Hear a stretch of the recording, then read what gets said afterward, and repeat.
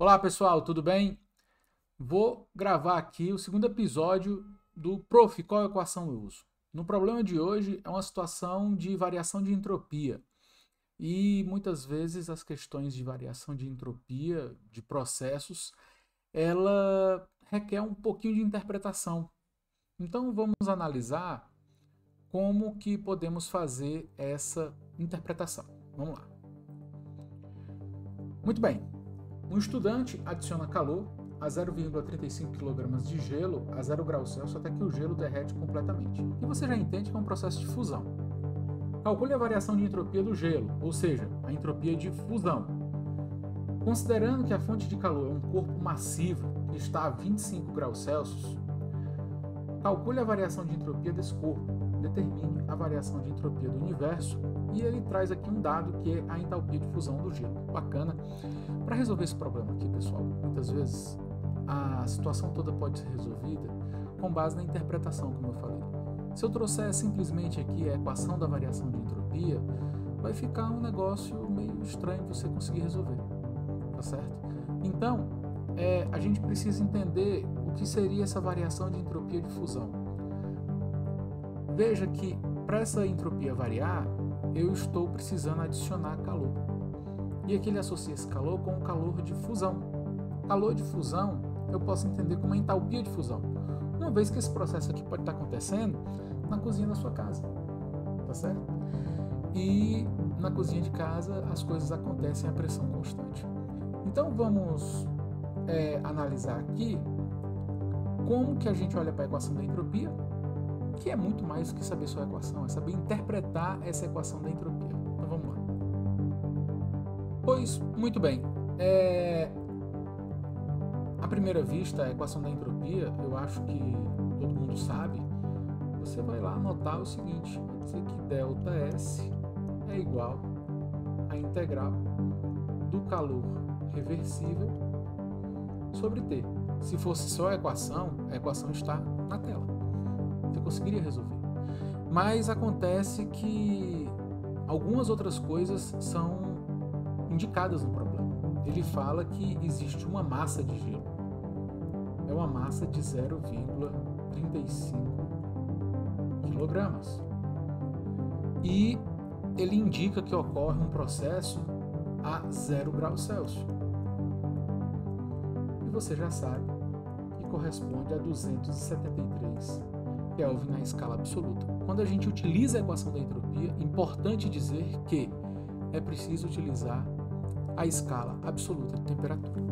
Pois bem, nessa condição aqui, ele fala que o gelo vai sair do estado sólido, como a gente conhece, e vai ao estado líquido. Tá certo? Esse aqui é o processo a ser analisado. E existe uma variação de entropia associada a esse processo. E é isso que a gente vai tentar descobrir, é isso que a gente vai tentar resolver. Bom, esse calor reversível aqui, que aparece na equação da entropia, no caso, ele corresponde à variação da entalpia de fusão. Então, a interpretação da questão passa por você entender que o calor reversível que tem na equação, na definição geral de entropia para os processos termoquímicos aqui, termodinâmicos, corresponde a alguém. Esse alguém aqui, no caso, é a entalpia de fusão. Simples assim. Portanto, a minha variação de entropia vai ser igual a entalpia de fusão dividido pela temperatura. Mas tem um porém. Eu preciso levar em consideração a massa de gelo, uma vez que a entropia é uma propriedade extensiva, depende da quantidade, tá certo? Então vai ficar a massa que multiplica a integral da entalpia de fusão sobre T. Como nós temos aqui valores que são constantes, tá certo? Eu entendo que a variação de entropia agora do gelo, posso colocar assim, vai ser igual a 0,35 kg e multiplica a variação da entalpia de fusão, que é um valor constante. ele falou que era 3,34 vezes 10 à quinta joule por quilograma. Tudo isso dividido por 273 Kelvin, que é a temperatura em que o processo de fusão ocorre. Lembre-se, a fusão ocorre a uma temperatura constante, por se tratar de uma transição de fase.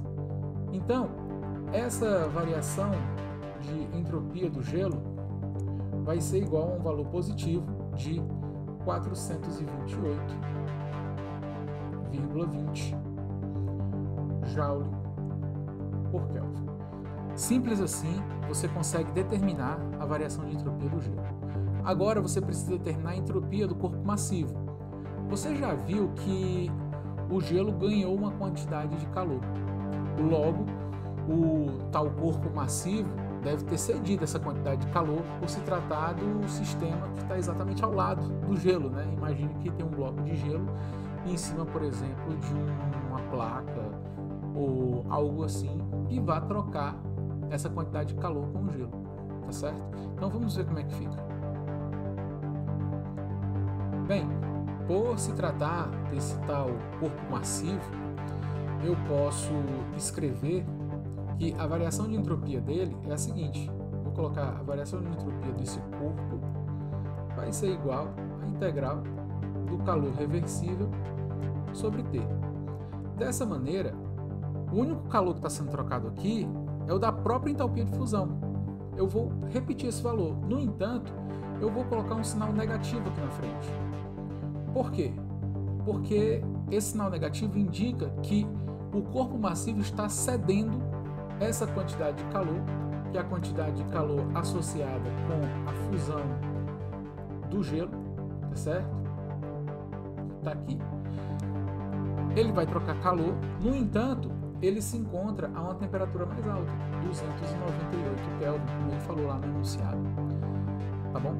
Então quer dizer que a variação de entropia para o corpo massivo ela é negativa, no valor de 392,3 joule por Kelvin.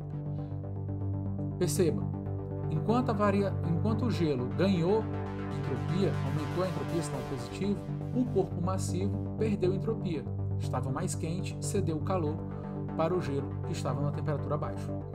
Para calcular a variação de entropia do universo, você simplesmente vai somar a variação de entropia do gelo com a variação de entropia do corpo massivo.